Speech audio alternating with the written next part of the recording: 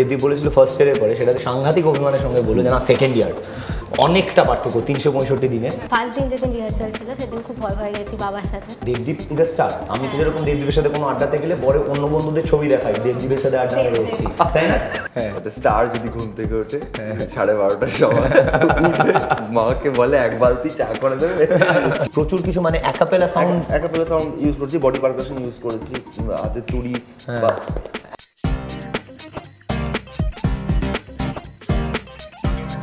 উড়িবাবার YouTube চ্যানেলে আপনাদের সকলকেই ওয়েলকাম করি। এবং আজকে আমাদের যে প্রোগ্রামটা বা আড্ডা সেশনটা হবে সেটা হচ্ছে মূলত খোলাম কুচিকে কেন্দ্র করে। মানে অলরেডি আপনারা কয়েকটা এপিসোড দেখেছেন, আপনারা ভালোবাসা দেখাচ্ছেন আমাদের সিরিজটাকে, সেটার জন্য আমরা সত্যিই খুব কৃতজ্ঞ। খোলাম কুচির যে সাউন্ডস্কেপটা, সেটার জন্যে যে রেসপন্সিবল সে আমাদের সঙ্গে আজকে রয়েছে, দ্য স্টার, আমরা তাকে স্টার বলে রাখি কারণ সে সত্যি স্টার আমাদের জেনারেশনে। Debdeep thank you so much আজকে এই সময়টা দেওয়ার জন্যে। এবং আই ডেয়ার সে আমাদের এই সিরিজের ফাইন্ড বলতে যেটা রাদার সেটা হলো Torishi. Thank you so much for giving us such a wonderful song. আমি দেবদীপের কাছে যাবো। দেবদীপ, কী করে খুঁজে পেলি কোত্থেকে?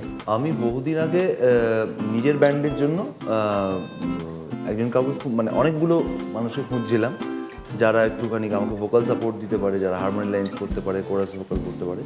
তো আমি ইন্টারনেটে খুঁজতে ওকে ফেসবুকেই খুঁজে পেয়েছিলাম যে ওর গলাটা খুব সুন্দর লেগেছিল। তো আমি ওকে টেক্সট করেছিলাম যে আপনি কি গান করতে আপনি হ্যাঁ আমি আপনি বলি সেটাই, হ্যাঁ, যে আপনি কি রাজি হবেন?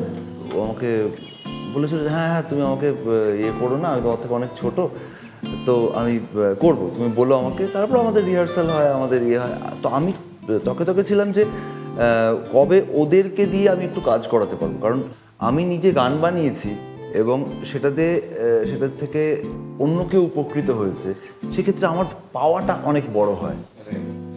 আমার মনে হয় যে না আমি একটু স্ট্রং, যে আমি আমার জন্য একটা অন্য মানুষের ভালো হতে পারি। আই ফিল ভেরি হ্যাপি যে না ও এত সুন্দর করে গানটাকে একটু আদর করে গেয়েছে। তুই কি একবার গানটা শোনাবি? ওর গানটা একবার শুনতে পারি আমরা?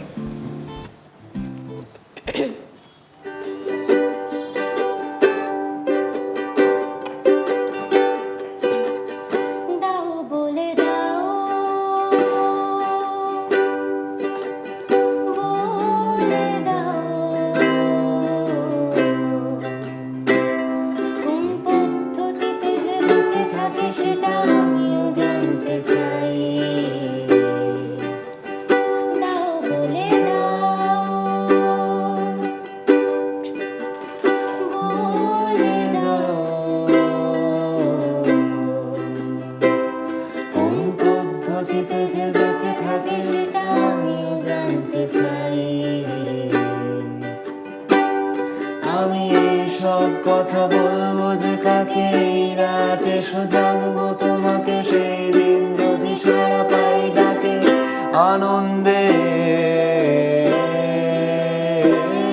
মরে যাই,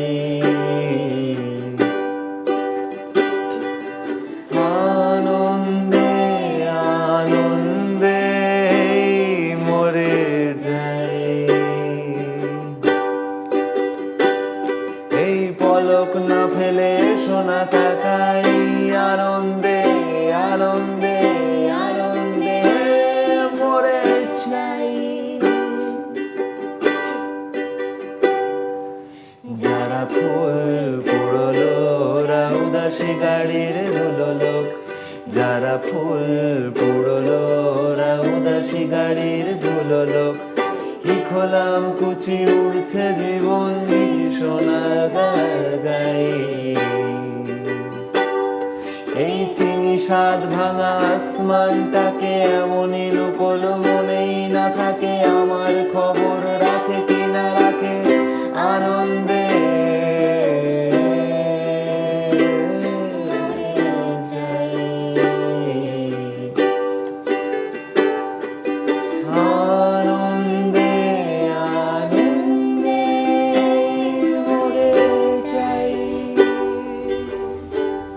আরে কেয়া বাত। এই আনন্দের দিনে আজকে একটা বিশেষ বস্তু খুব মিস করছি, সেটা হচ্ছে শেকার। এই গানটার ক্ষেত্রে একটা অদ্ভুত শেকার, একটা ওয়াটার শেকার ইউজ করা হয়েছে। সেই ওয়াটার শেকারটা কি?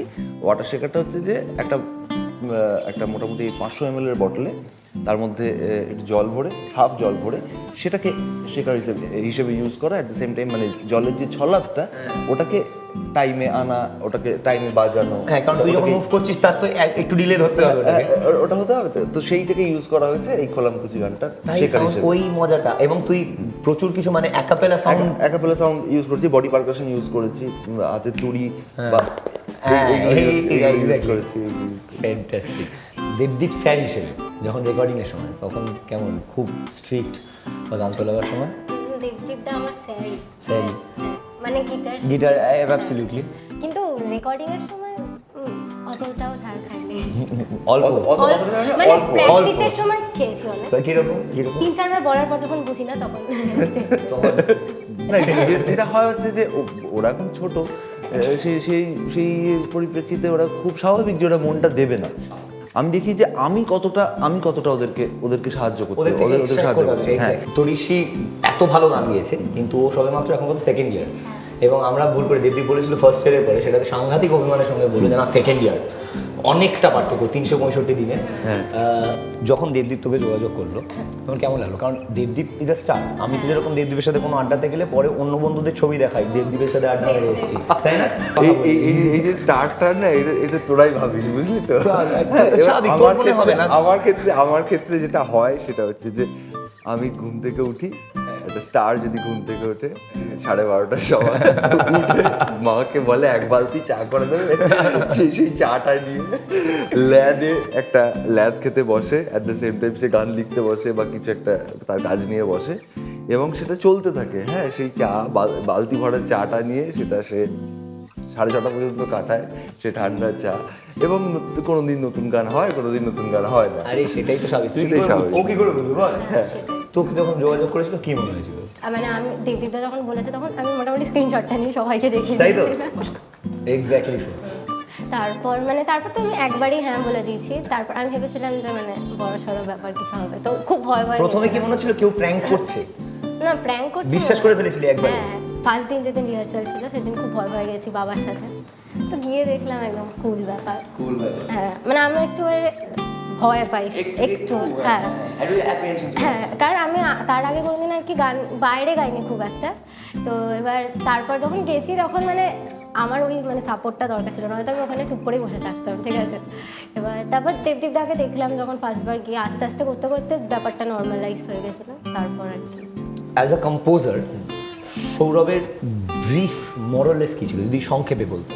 আমাকে ওরকম করে কোনো ব্রিফ দেয় না, এরকম পার্টিকুলার এইরকম কারণ তোর সাথে সৌরভের তো কাজ, তোরা স্টেজেও কাজ করিস।